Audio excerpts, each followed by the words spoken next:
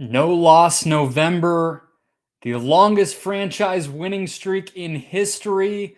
Devin Booker goes down. There's a lot to talk about, and it's all coming up right away just for you on Locked On Suns.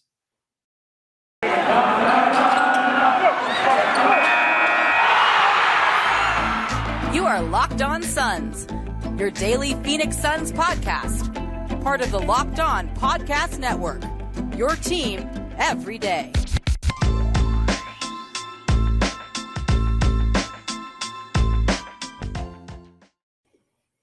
We are back. This is Locked On Phoenix Suns. We're part of the Locked On Podcast Network. I'm your host, Brendon Kleen, covering the Suns the past 5 seasons as a credentialed media member. Thanks for making Locked On Suns your first listen every single morning. We are free on YouTube, on Spotify, on Apple, wherever you listen. The best way to keep us free is to keep doing exactly what you're doing, which is listening and watching this show. So thank you, thank you, thank you. A few house cleaning notes, but we are, of course, here to talk about the Suns' 104-96 win, national TV, tying the longest win streak in franchise history with 17, taking over first place in the Western Conference standings. So much to get to. Devin Booker's injury, of course, that left hamstring. Today's show, though, guys, is brought to you by Truebill. Truebill is the new app that saves you money by helping you identify and stop paying for the subscriptions that you don't want or need. And they can even negotiate better deals on the ones you want to keep. More from Truebill later in the show. Another quick housekeeping note. So, rolling tonight. I did not hear from you, so unfortunately, I am not going to be able to give you the Valley towel. And instead here, I'm going to pick a different subscriber, and I will give that to you guys here at the end of the show. I also have another giveaway. So that one was for 500. We have soared past 500. So we are already on to our next one. And the next giveaway is an NBA Rally the Valley NBA playoffs towel, black, dark purple, black. I'm not even sure. This can be yours if you are watching this show for the first time and you have not subscribed. If you are listening and you don't subscribe yet on YouTube, that's what the giveaway is for. Go to the Locked On Suns YouTube page, hit that subscribe button, and you could win.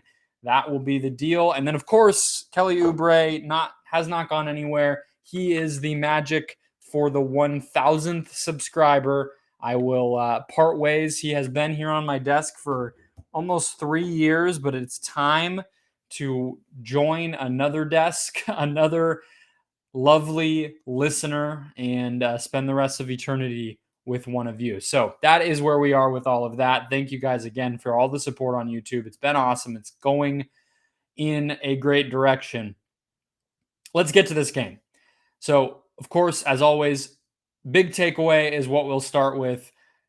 Other positives, although I'm going to probably end up talking a lot about the Booker injury in the second segment. Not a positive, but very much a big story here. And then we'll close with some of our typical recap segments, including how many shots did Mikal Bridges take. We will probably talk about the bench with the Booker injury. And I definitely want to talk about Deandre Ayton. I don't know if he fits into a segment here per se, but we can't skip over the big man tonight. So that's the agenda. Big takeaway, though, is pretty straightforward. The Suns match up pretty darn well with the Warriors. I mean, that's really what there's a lot of levels and layers to that, of course. But at the end of the day, what this game was going to teach us one way or another is how the Suns were going to fare against Golden State. And so we learned that. And the answer was well.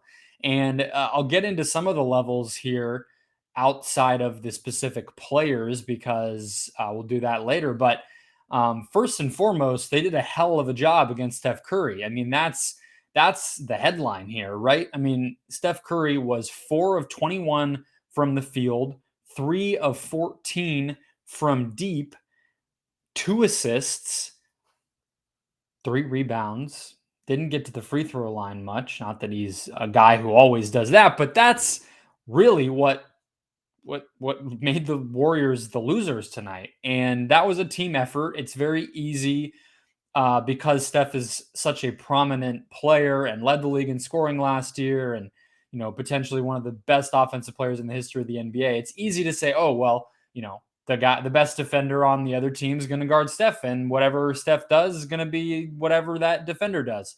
But that's not really the case with him, right? So Mikal Bridges obviously got the bulk of that task. He deserves a huge amount of credit for the way that Steph was kept in check.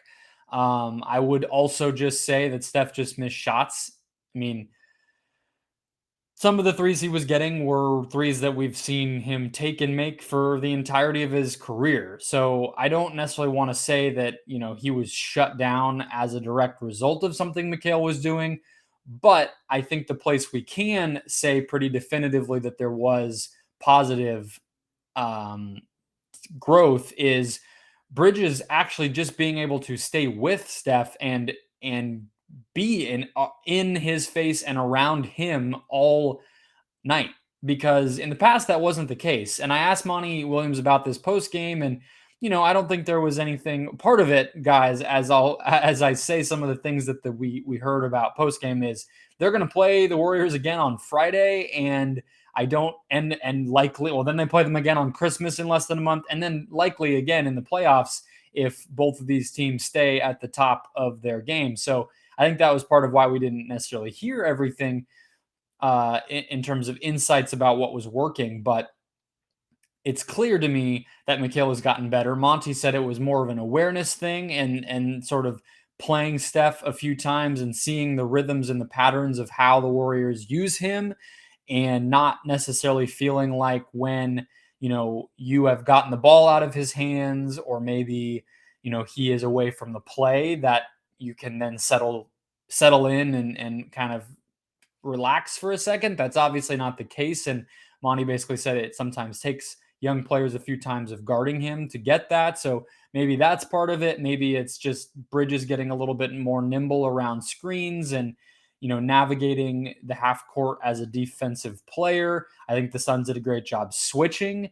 I think that Ayton and McGee both did a pretty good job of stepping up to the point of the screen and getting a hand in Curry's face, even if they weren't quite switching, just sort of once it became clear, okay, Steph looks like he's shooting, let me at least get a little bit closer to him to affect his vision and maybe his comfort physically with that release. So that all went into it. But the bottom line is Curry was not himself. The guy who picked up that slack for the most part was Jordan Poole.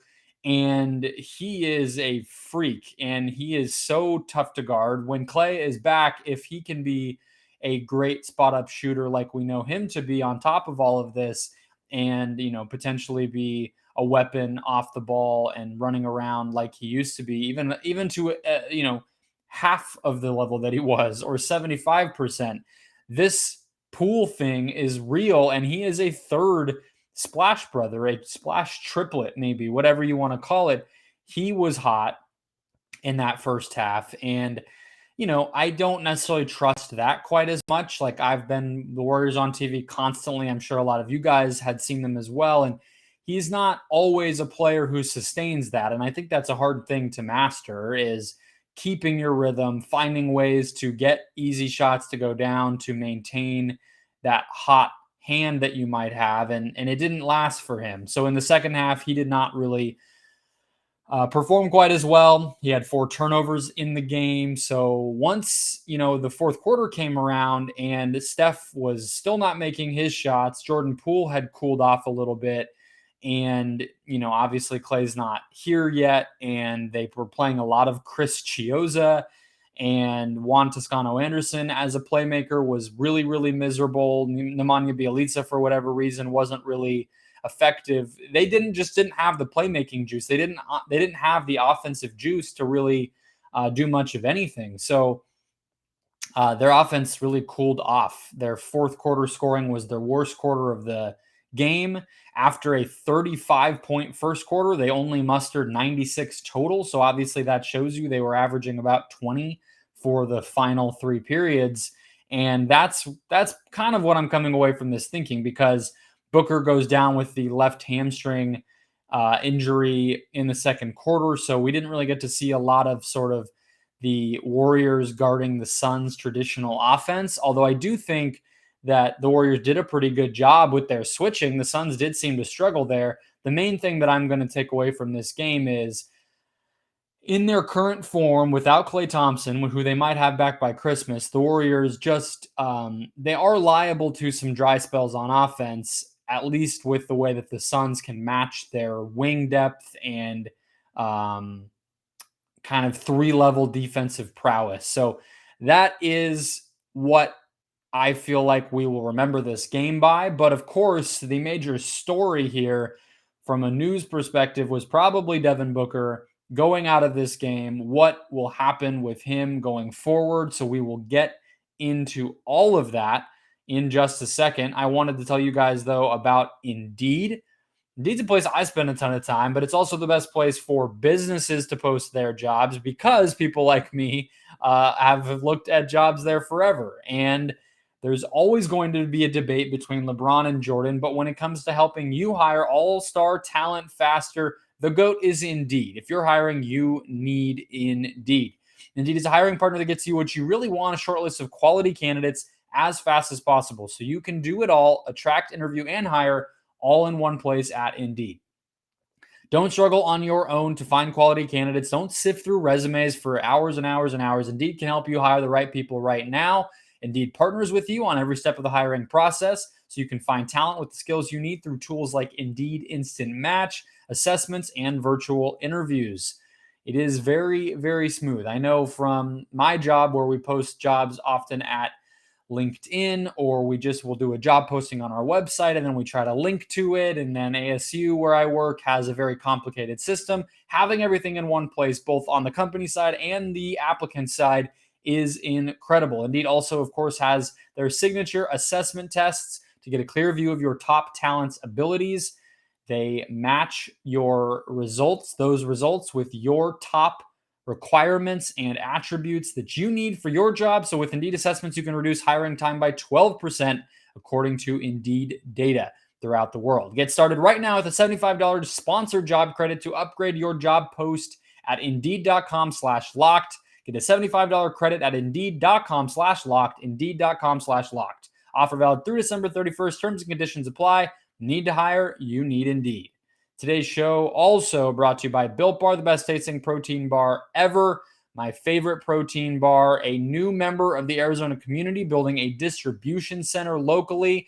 And honestly, it's almost beside the point to even just call them a bar company at this point. They have built broth. They have built puff ball something. They're like a Wonder Ball, except instead of the inside having sour candies, it's all protein, and it is delicious. It's just a little lighter than the full bar sometimes.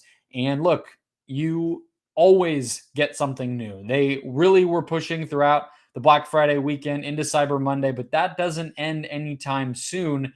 Built has new surprises coming all month, limited time flavors arriving at Built.com regularly throughout the holiday season. I'm sure we have not heard the last from Built in terms of sales. You just got to keep your eye over on Built.com, or you can follow them on social media. That is at bar_built, I believe, is the tag on all of their platforms. Regardless, dig into an old favorite or something new, limited time, by going to Built.com using the promo code LOCK15 and getting 15% off your next order. That's not first order, that's next order. So you can double dip here. Promo code LOCK15 for 15% off at Built.com. Second quarter of tonight's game, Devin Booker pulls up a little bit, goes to the free throw line after getting fouled on a shot attempt. It was honestly, maybe because I wasn't watching on TV, maybe I didn't have that high resolution view that some of you do at home. I didn't even notice, honestly, but until Booker was all the way at the locker room, that he even had anything going on. But obviously, he does head to the locker room, gets things checked out, is ruled out pretty quickly with a left hamstring injury, misses the rest of this game. Did in the second half, though, go back to the bench and sit with the team. He was standing up and sort of being, communicator, leader type after that. So, not so bad that he's having to be on crutches after the game or having to stay in the locker room with ice or heat or whatever, but clearly not good either, right? I mean, it's hard to paint this as anything good. He missed time. I believe this was the injury in January of this year, which really was last season. The end of January stretch, if you guys remember that. That is what he missed time with then.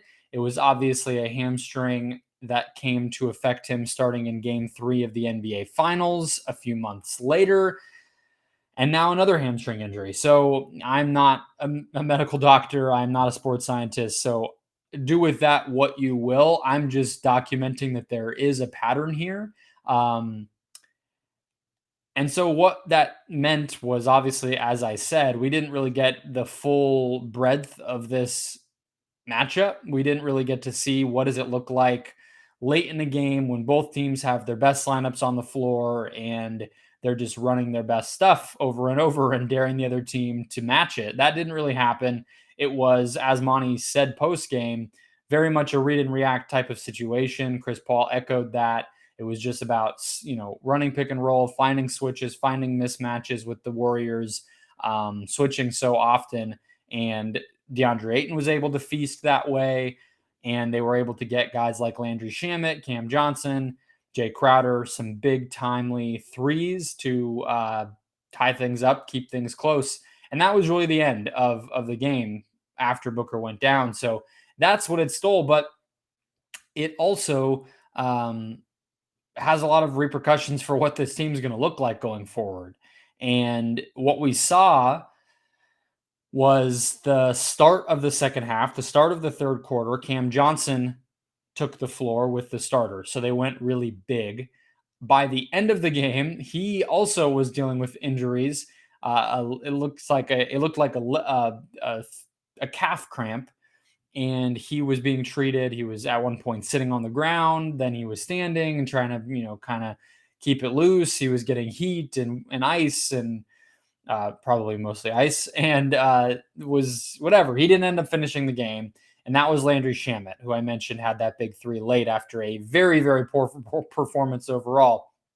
Last but not least, we also saw Elfrid Payton a little bit. 4 minutes for him. Just still more of the same and didn't look very confident and comfortable. Now, he obviously came in on a night when he was not expecting to play, was sort of playing the 2 next to Chris Paul, which is not, a position that he probably should be in, but he did have a turnover. He missed 2 of his 3 shots. So, I think it's not ideal to have Elfrid Payton out there. I think playing super small like the Suns had to, they got out rebounded in this game 51-35 in large part because they were playing so small, and JaVale McGee did not rebound incredibly well tonight. So Payton as like a 2 guard, and then you have like Shamet as the 3, or I mean, that's basically what you'd be looking at. That is not ideal. So I do think Elfrid Payton might be part of the solution, but with Abdul Nader and Frank Kaminsky still out, I wonder if we do see Jalen Smith playing a little bit of 4, because if he can come out and actually just play some minutes, then you can have Mikal Bridges and Cam Johnson be more ready for those bigger lineups where those guys can kind of play like the 2 or the 3 as opposed to playing the 4 with Smith at the 4. So that's a possibility. Maybe they take the cobwebs off of Ish Wainwright or Chandler Hutchison. It's just they've never demonstrated a willingness or eagerness to play their two-way guys. That's my initial read. More to come. Obviously, we have another show between now and the next game. And then to close out the week, I will be recapping that Pistons game, which I will also be attending. So I don't want to necessarily forecast out too much there, but the bottom line is the Suns have the talent and the depth to survive. They showed that against the best or second best team in the entire NBA tonight.